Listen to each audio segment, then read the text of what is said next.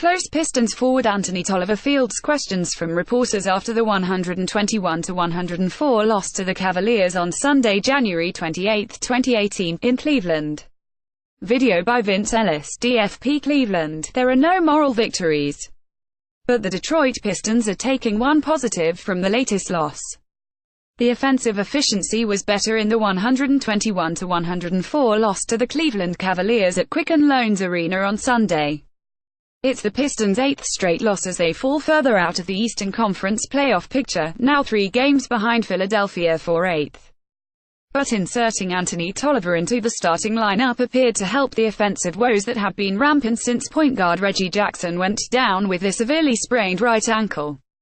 More, Pistons miss Reggie Jackson most in late-game situations. Tolliver scored 20 points on 5-for-8 shooting from three-point range, and for the 6th time in franchise history, the Pistons had 31 or more assists with only 6 or less turnovers. Tolliver received his 5th start at power forward with Tobias Harris moving to small forward. "We had a really good pace," Harris said. "Guys were making some good shots, too, and we were moving the basketball. We did a good job of seeing how they were playing defensively and knowing where good looks were going to come from." Tolliver got the Pistons off to a solid start with 2 quick three-pointers for an early 10-4 lead. His three-point barrage continued. He was 5-for-8 in the first half in helping the Pistons to a 61-58 halftime lead. Harris is probably better defensively at power forward, but the Pistons are a bottom 3 offensive team since Jackson's injury.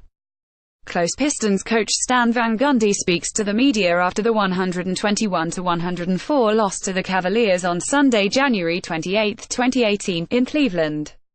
Video by Vince Ellis, DFP. Tolliver's three-point shooting provides spacing, which could help fellow starters Harris and Andre Drummond. "There's different looks," Harris said. "Instead of coming from the top, you're coming from the wing area. There are different reads there. At the beginning of the game, Tolliver did a good job of getting open, getting in position. It's basketball. It's different spots on the floor, but it's pretty much still the same actions." More, Pistons rookie Luke Kennard knows trade rumors are business. Pistons coach Stan Van Gundy was non-committal about the future. The Cavs visit Little Caesars Arena on Tuesday, 8 p.m. TNT, to begin a 6-game homestand that will likely determine whether the Pistons can keep their postseason hopes alive. Van Gundy just wants to stop the slow starts. Until the Cavs outscored the Pistons by 14 in the fourth quarter, the starters held their own. "We haven't found a starting lineup that can hold their own," Van Gundy said. "We're getting pummeled by good teams' starting lineups. I don't have many options left.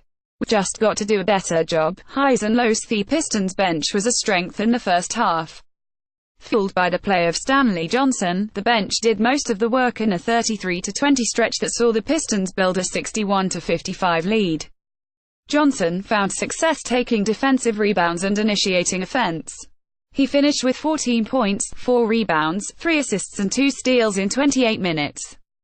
But while James was on the bench for the last 4:57 of the third quarter, the Cavs turned a 2-point deficit into a 92-87 lead going into the fourth quarter.